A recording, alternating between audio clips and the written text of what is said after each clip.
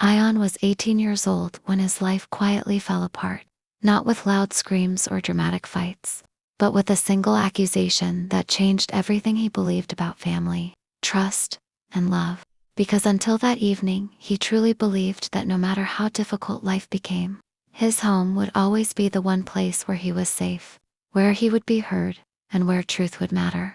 Yet on that day, the same walls that once echoed with laughter now felt cold and unforgiving as his father stood in front of him with folded arms and eyes filled, not with care but disappointment, accusing him of stealing money from the family business.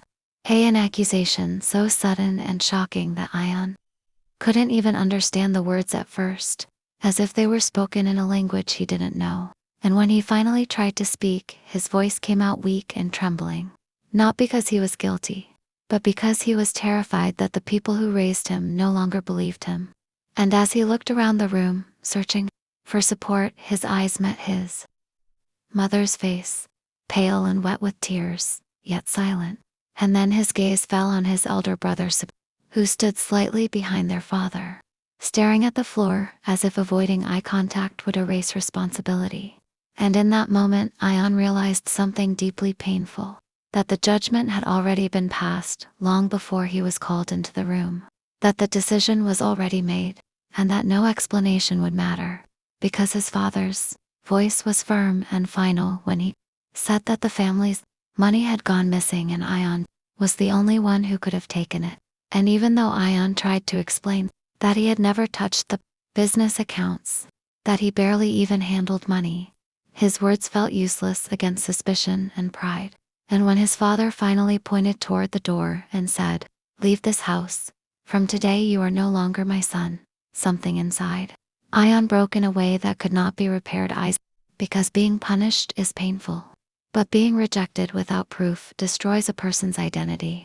And Ion didn't scream, he didn't beg, he didn't fall to the ground crying.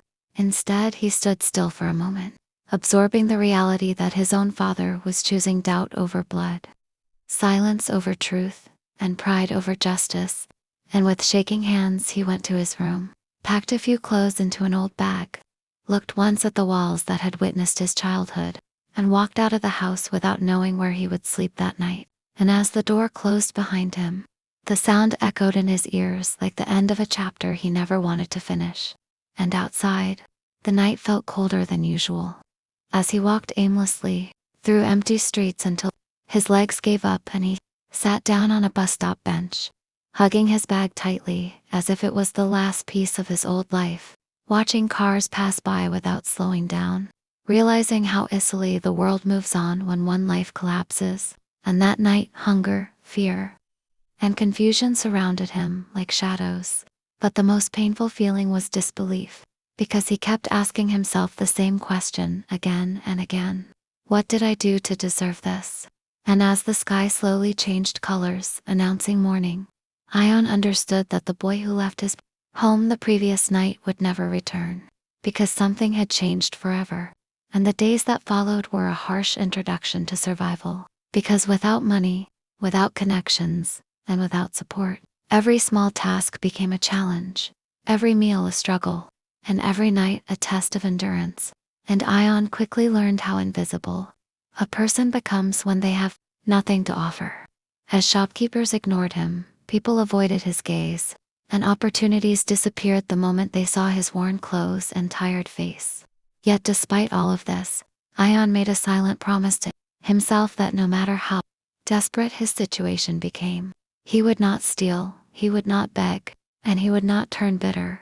Because even if his family believed he was a thief, he refused to become one. And so he worked wherever he could, washing dishes at roadside hotels until his fingers cracked and bled, carrying heavy loads at markets for coins that barely bought bread, cleaning offices late at night, when the world slept and silence reminded him of how alone he truly was. And some nights he slept on cold pavements, staring at the sky, wondering if his parents ever thought about him, if his mother cried when she remembered his face, or if his brother felt even a small amount of guilt. And as weeks turned into months and months into years, Ion's body grew stronger, but his heart carried scars that no one could see. Yet deep inside him, a quiet hope remained alive. A hope that someday the truth would come out, not because he needed an apology, but because he needed to know that his suffering had meaning. And while Ion fought for survival outside, life inside his old home continued as if he had been erased, with Samir slowly taking more control of the family business and their father, trusting him blindly, unaware that the real damage had already been done, and unknowingly the lie that destroyed one son would eventually destroy everything else too. Life on the streets did not teach Ion kindness, it taught him endurance, because every single day demanded strength just to survive. And slowly he learned which areas were safer at night, which shop owners might offer leftover food, and which faces to avoid. And while many people around him chose shortcuts like stealing or lying to escape hunger, Ion refused to let desperation rewrite his character, believing that if he lost his honesty, then the lie that destroyed his life. And although his body adapted to hunger and cold, his mind constantly battled memories of home, especially his mother's silence, which hurt him more than his father's anger. Because anger, at least, had emotion, the silence felt like a band-aid. And there were nights when he replayed that moment, wondering if one more song could have changed everything. And yet morning always came, forcing him to stand up and move forward, because stopping meant disappearing. And as months passed, Ion found himself moving forward, washing dishes, cleaning storage rooms, unloading trucks, doing anything that required effort rather than trust. Because trust was something people like him were rarely given. And despite working long hours, he often went to sleep hungry, counting coins in his hand and calculating whether to buy food or save for the next day. And during those moments he realized how fragile dignity becomes. Yaki protected it fiercely, because dignity was the last thing no one could take from him, unless he allowed it.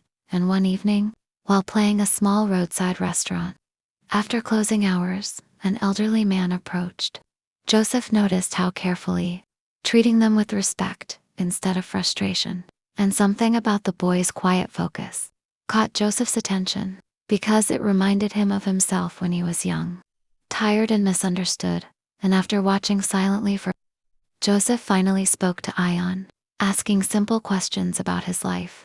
Questions that Ion answered honestly but briefly, not out of rudeness but habit, because sharing pain had only ever brought him trouble.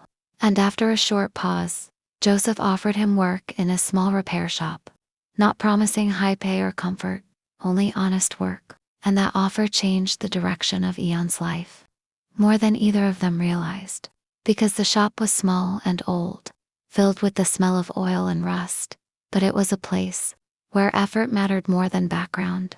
And Joseph treated Ion like a student rather than a servant, teaching him how machines worked, how patience solved problems that force never could, and how small mistakes could become expensive if ignored.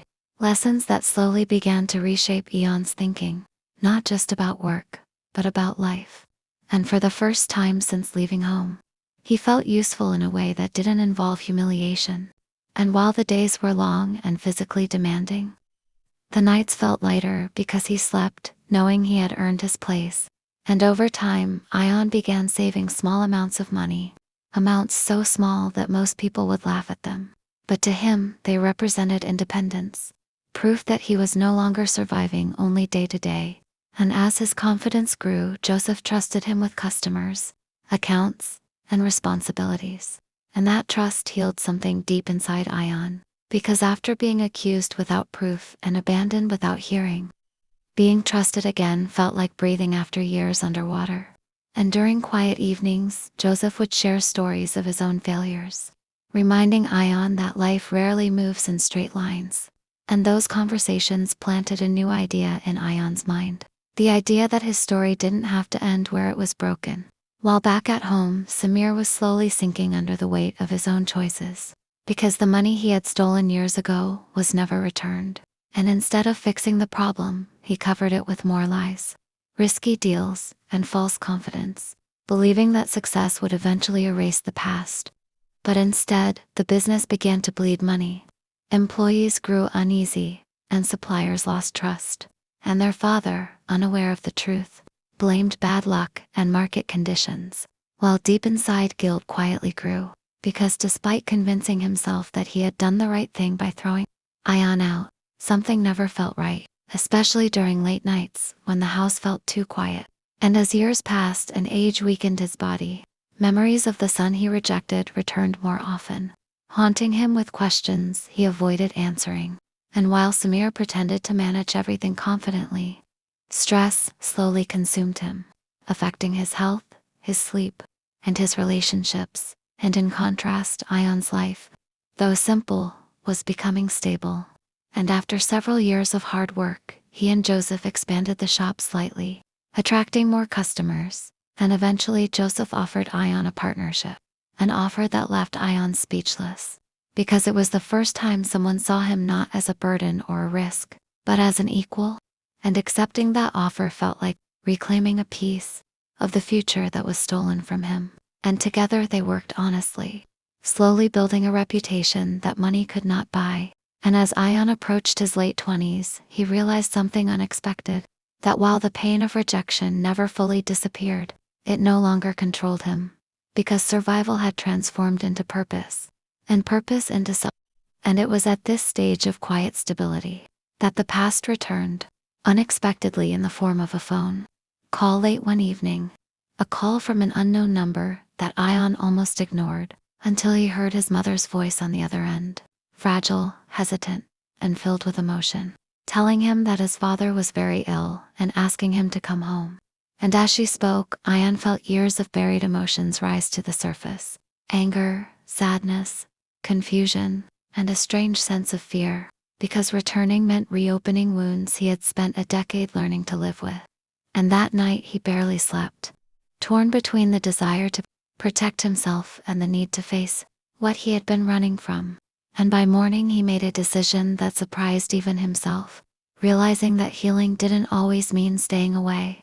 Sometimes it meant walking back with strength, not to beg, not to explain, but to stand as the person he had become. And so he prepared to return to the place that once rejected him, unaware that the truth buried for 10 years was finally ready to surface. Journey back to his old home felt longer than it should have, not because of distance but because every mile forced Ion to confront memories he had carefully locked away for 10 years, memories of laughter that turned into silence, of trust that turned into suspicion, and of a door that closed behind him without mercy. And as he stood outside the familiar gate, his hands trembled slightly, not from fear but from the weight of everything that place represented. And for a moment he wondered if walking away again would be easier. But then he reminded himself that this time he was not the frightened 18-year-old boy who left with nothing. He was a man who had survived hunger, loneliness, and rejection without losing himself. And with that thought he stepped inside, noticing immediately how the house looked older and smaller, as if time itself had been heavy on its walls. And when he entered the living room, his mother rushed forward with tears streaming down her face, holding his hands tightly as if afraid he might disappear again, apologizing again and again in broken sentences. And while Ion felt the familiar ache in his chest, he gently pulled his hands back, not out of cruelty but because some wounds needed space to breathe. And when he finally saw his father lying on the bed in the corner of the room, thin, pale, and barely recognizable, he felt a strange mix of sadness and distance, because the man who once stood tall and powerful now looked fragile and defeated. And when their eyes met his father's, lips trembled as if trying to form words that had been trapped inside him for years. And in a weak voice, he whispered Ion's name, a sound that echoed deeply in Ion's heart, because it was the first time in a decade that his father had called him his son again. And for a long moment no one spoke, because some silences are heavier than words. And eventually his father spoke slowly, apologizing not with strength but with regret, admitting that he had acted out of anger and pride, that he had believed accusations instead of seeking truth. And while Ion listened calmly, he realized that apologies, even sincere ones, could not return lost years, but they could open the door to understanding. And before emotions could overwhelm the room, the family lawyer arrived, called by Ion's mother, who had spent years carrying guilt and suspicion in her heart. And as the lawyer laid out old bank statements, transaction records, and overlooked evidence. The truth that had been buried under fear and lies finally came to light, showing clearly that the missing money had been transferred under Samir's access codes years ago. And as the evidence unfolded, Samir's confident mask cracked completely, because there was nowhere left to hide, and he broke down, confessing that he had taken the money with the intention of returning it after a risky deal succeeded. But instead of fixing the problem, he panicked and allowed suspicion to fall on Ion, believing that time would erase the mistake, and the room filled with sobs as their mother collapsed into tears, realizing that her silence had destroyed her innocent son. And their father turned his face away in unbearable shame, whispering apologies that arrived 10 years too late. And through all of this, Ion stood quietly, not feeling the satisfaction people often imagine comes with being proven right, but instead feeling a deep sadness for everyone involved, because the truth had not healed anything instantly. It had only revealed how much damage had already been done. And when everyone finally looked at Ion, expecting anger, revenge, or demands, he spoke calmly, saying that the truth mattered, not to punish, but to free him from the label he had carried for a decade. And he made it clear that while he forgave his parents for their mistakes, forgiveness did not mean forgetting the pain or pretending it never happened. And when the discussion turned to the family, business, and inheritance, Ion surprised everyone by refusing it completely, explaining that his dignity and soul were built with his own hands and could not be replaced by property or money. And instead, he offered to help temporarily, only to stabilize the business and protect the workers who depended on it, because they were innocent victims of a family's failure. And this decision shocked Samir more than any punishment could have, because it showed him the kind of man Ion had become, a man who chose integrity over ego. And in the days that followed, Ion helped restructure debts, advised on honest practices learned through years of struggle, and slowly restored some balance. But he never stayed long enough to become part of the household again, because some chapters are meant to be closed, not rewritten. And before leaving, he had a final conversation with his father, telling him softly that love without trust is fragile and that decisions made in anger can destroy lives. And his father listened silently, understanding that this lesson had cost him his son. And as Ion walked out of the house once more, he felt lighter, not because everything was fixed, but because the truth no longer weighed him down. And when he returned to his workshop, Joseph welcomed him back with a knowing smile, not asking questions, because some journeys don't need explanations. And as Ion stood in his small shop surrounded by tools he earned with honesty, he realized that success was not about proving others wrong, but about staying true to yourself when the world doubts you.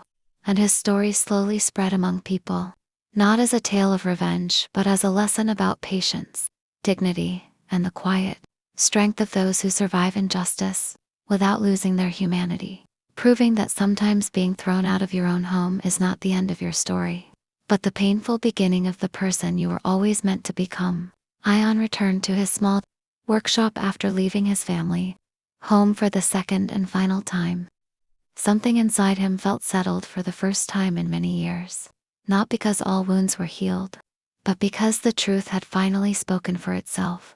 And as he resumed his daily routine of repairing machines, speaking with customers, and managing work alongside Joseph, he realized how far he had come from the frightened boy who once slept on bus stop benches wondering if he would survive another day. And Joseph noticed the quiet change in Ion's presence, the calm confidence of someone who no longer carried unanswered questions. And though Joseph did not ask for details, he understood that Ion had faced something difficult and returned stronger. And life slowly found its rhythm again as the workshop continued to grow, attracting customers not just because of quality work, but because of honesty. And Ion began training young boys from poor backgrounds, giving them opportunities he never had, teaching them skills as well as values-based. He believed that dignity should be passed forward, and in doing so, he unknowingly became the mentor he once needed. While back at his family home, the truth continued to echo long after Ion left, because his father's health did not improve quickly, and guilt weighed heavier than illness. And Samir struggled daily with shame, realizing that his single act of greed had destroyed years of family trust. And although the business slowly stabilized, it never returned to what it once was. Because some losses cannot be measured in money, and their mother spent many nights praying, not for forgiveness, but for strength to live with the consequences of her silence. And time moved forward quietly, as it always does. And years later, Ion's workshop expanded into a small company built entirely on ethical work, fair treatment, and transparency, principles he had learned the hard way. And people who worked with him knew his story, not because he spoke about it, but because his actions reflected it. And one afternoon he received a letter from his father, written with shaky hands, apologizing not to be forgiven but to acknowledge his failure as a parent, admitting that throwing out an innocent son was the greatest mistake of his life. And Ion read the letter slowly, feeling sadness rather than anger, understanding that regret often arrives when it can no longer change the past. And instead of replying with words, he sent financial help quietly, not as a son trying to reclaim love, but as a human choosing compassion. And months later, news reached him that his father had passed away peacefully. And Ion stood silently for a long time, holding the memory of a relationship that was broken but not hateful. And he chose not to attend the funeral, not out of resentment, but because closure does not always require presence. Sometimes it exists quietly within. And Samir later reached out seeking forgiveness, and Ion listened without judgment, making it clear that forgiveness was given long ago, but trust would take time. And life continued moving forward, bringing new responsibilities, new challenges, and new meanings. And one evening, as Ion closed his workshop and watched the sun set, he reflected on his journey and realized that the years of pain had shaped him into someone who valued truth over approval, effort over shortcuts, and dignity over revenge. And he understood that being thrown out of his home had not destroyed him. It had forced him to discover his own strength. And his story became a quiet reminder to those who heard it that sometimes injustice does not come from strangers but from the people closest to us. And survival does not always look heroic, but happens one honest day at a time. And in the end, Ion did not win by taking back what was taken from him. He won by building something no one could ever take away. A life rooted in integrity, resilience, and compassion, proving that even when truth is delayed, it still has the power to heal. And that sometimes the most powerful success story is not about revenge or recognition, but about becoming whole after being broken.